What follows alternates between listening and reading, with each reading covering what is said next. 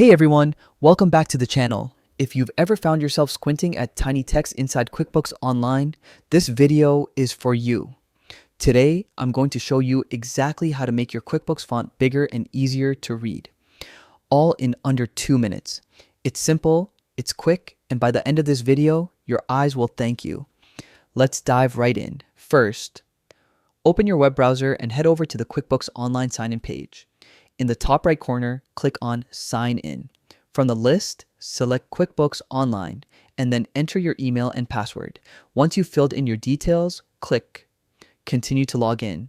Now that you're inside your QuickBooks dashboard, let's move on to the next step. Since QuickBooks doesn't have a built-in font size control, we'll adjust it using your browser settings. Look at the top right corner of your browser. You'll see 3 vertical dots or a menu icon. Click that, and from the drop-down, choose Settings. This will open a new tab with all your browser preferences. Now, in the Settings page, scroll down to the Appearance section.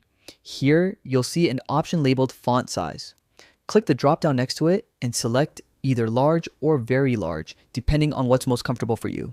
This will increase the text size across all websites, including your QuickBooks Online interface.